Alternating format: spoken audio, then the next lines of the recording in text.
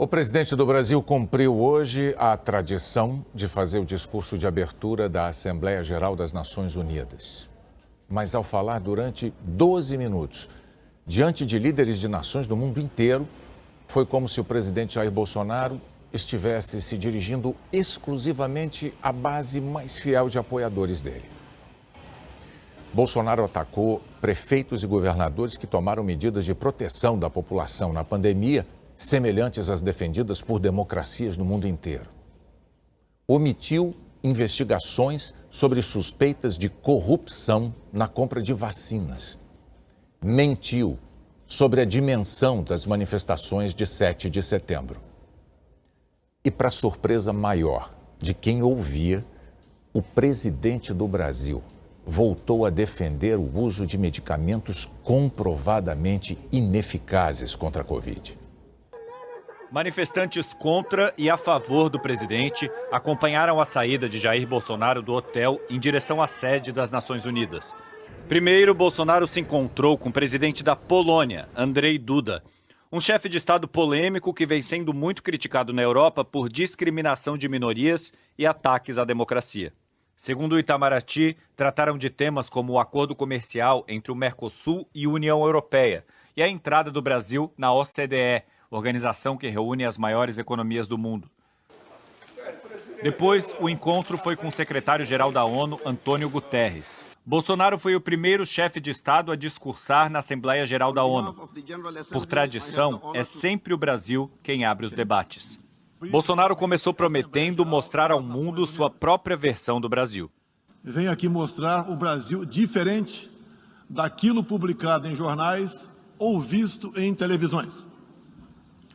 O Brasil mudou e muito depois que assumimos o governo em janeiro de 2019. Na versão de Brasil descrita por Bolsonaro, não há corrupção. Ele não mencionou as revelações feitas pela CPI da Covid sobre negociações irregulares de compra de vacinas no seu governo, inclusive a compra da Covaxin. Estamos há 2 anos e 8 meses sem qualquer caso concreto de corrupção. Bolsonaro disse aos líderes mundiais que antes dele o Brasil estava à beira do socialismo e emprestava dinheiro a países comunistas. O Brasil tem um presidente que acredita em Deus, respeita a Constituição, valoriza a família e deve lealdade ao seu povo. Isso é muito. É uma história da base se levarmos em conta que estávamos à beira do socialismo. Nosso Banco de Desenvolvimento era usado para financiar obras em países comunistas, sem garantias. Quem honrava esses compromissos era o próprio povo brasileiro. Em seguida, afirmou que o Brasil é um país atraente para investidores e mencionou projetos de privatização. Temos tudo o que o investidor procura. Um grande mercado consumidor, excelentes serviços, tradição de respeito a contratos e confiança no nosso governo. Bolsonaro também falou sobre o meio ambiente e a Amazônia, pontos em que recebe críticas em todo o mundo. Defendeu o Código Florestal e apresentou um dado pontual positivo do desmatamento da Amazônia.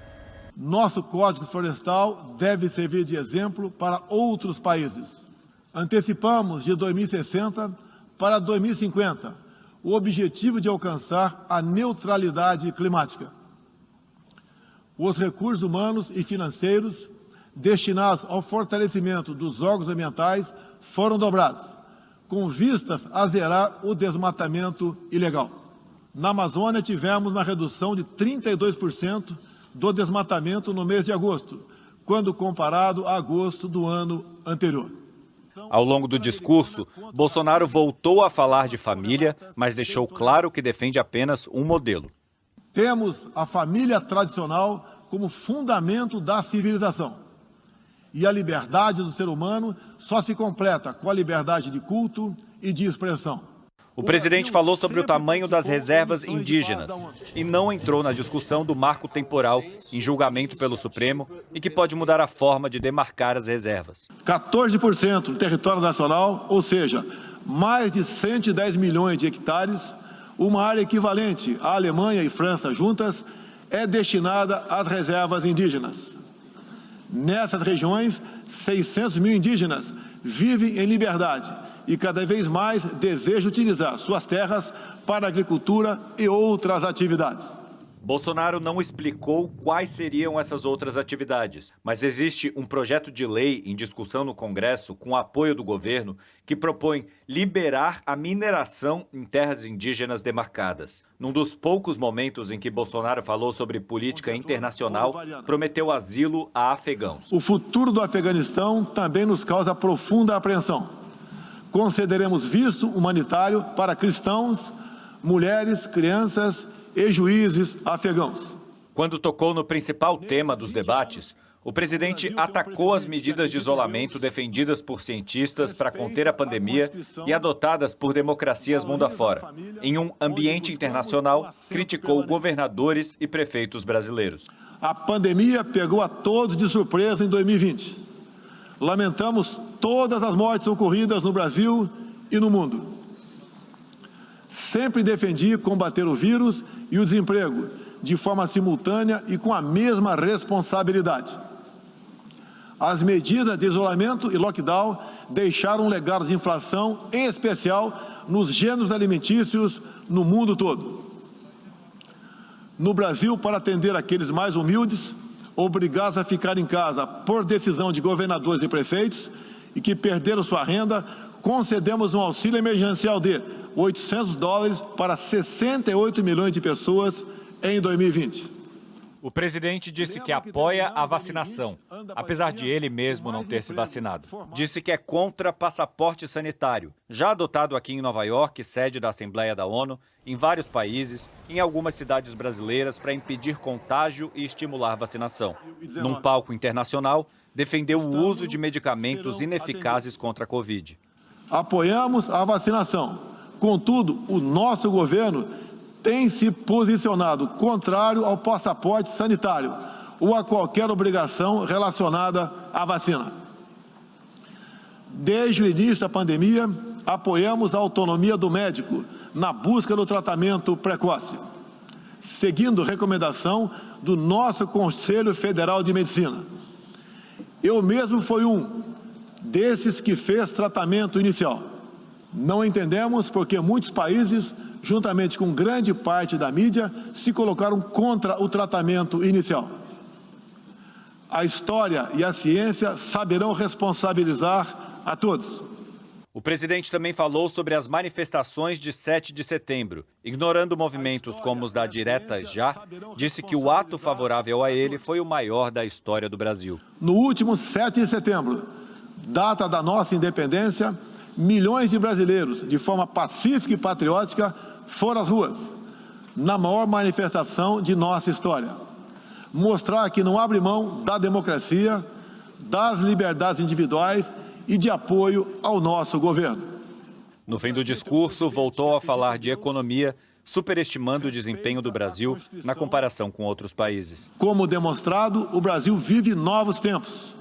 Na economia, temos um dos melhores desempenhos entre os emergentes. Meu governo recuperou a credibilidade externa e hoje se apresenta como um dos melhores destinos para investimentos. Repórteres do mundo todo aqui em frente às Nações Unidas repetiram o nome de Bolsonaro várias vezes durante o dia, mas não exatamente por um bom motivo. Os jornalistas destacaram que o presidente brasileiro abriu os debates que têm como foco a questão da pandemia sem estar, ele mesmo, vacinado. A manchete do The New York Times afirma: não vacinado e provocador, Bolsonaro rebate críticas em discurso na ONU. O jornal destacou que o presidente defendeu o uso de medicamentos ineficazes para tratar o coronavírus e o histórico ambiental do governo dele. Bolsonaro prometeu mostrar um novo Brasil, mas o discurso cheio de mentiras não convenceu ninguém, manchetou o britânico The Guardian. O português Correio da Manhã citou declarações de integrantes de outras delegações na sua manchete. Vergonhoso. Discurso de Bolsonaro na Assembleia Geral da ONU gera indignação mundial.